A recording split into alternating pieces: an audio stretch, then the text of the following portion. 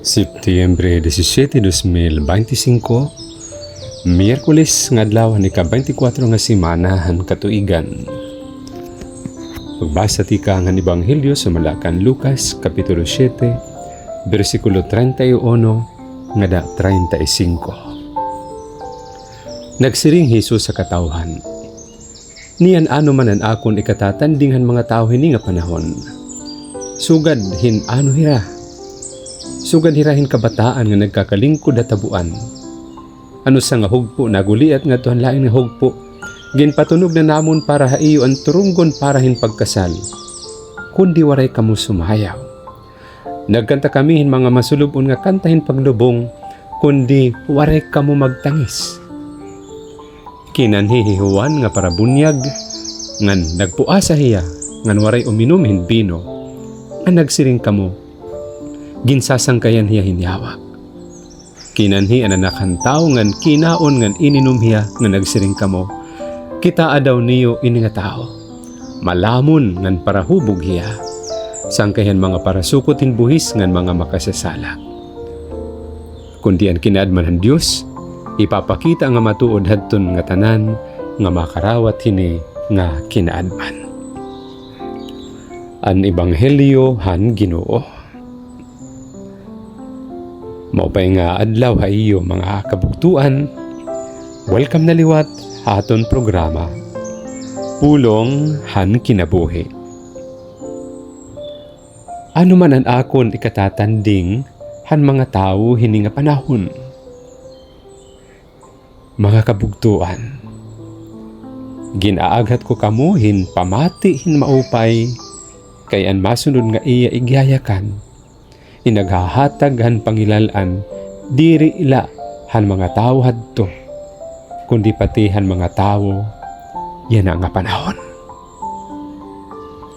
nga naginabi hiyahin pagsiring nga sugad ini nga mga tao hin mga kabataan nga bisan ano iton ihatag haira pirmila may ada reklamo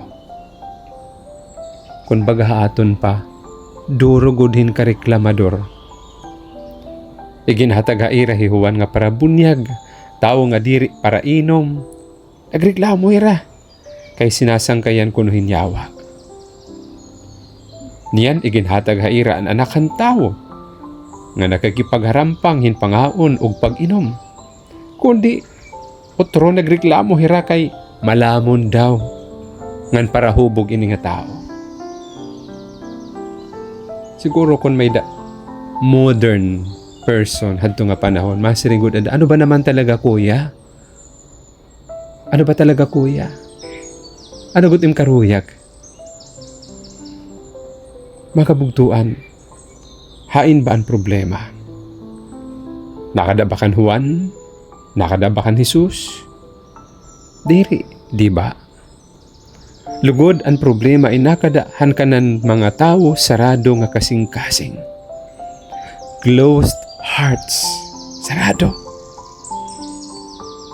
Ginsadhan nira ini base diri mapuno ug base diri matutduan. Iton kasing-kasing nga sugad hiniin mapili nga kasing-kasing. Karuyag la ang benepisyo diri upod ang sakripisyo. Karuyag la ang grasya diri upod ang pagbago. Salit, imbis nga magsugot sa Dios, karuyag nira nga ang Dios lugod ang masugot og maalagad han ira mga karuyag og panginahanglan. Mga kabugtuan, diri baliwat kita sugad hini. Diin ta ba ibinubutang iton Dios sa aton kinabuhi? Hiya ba iton sentro? Do we allow God to be God? Tungod kay Dios siya kinikilala taba nga iton iya mga pamaagi indanay nasimang iton aton mga pamaagi. Pero andam ba kita hin pagsugot bisan kung diri kita nakakasabot bisan kung diri ta karuyag. Iton importante la nga tikang ini iton iya mga pulong. Mga kabuktuan, gintapos ni Jesus ini nga iya paghataghin, pagkumparar, didahini nga pagsiring. Kundi ang kinaadmanhan Dios ipapakita ang matuod hadton nga tanan nga makarawat hini nga kinaadman. Hadton nga tanan nga makarawat hini nga kinaadman. An invitation to be open in pagkarawat. Wow!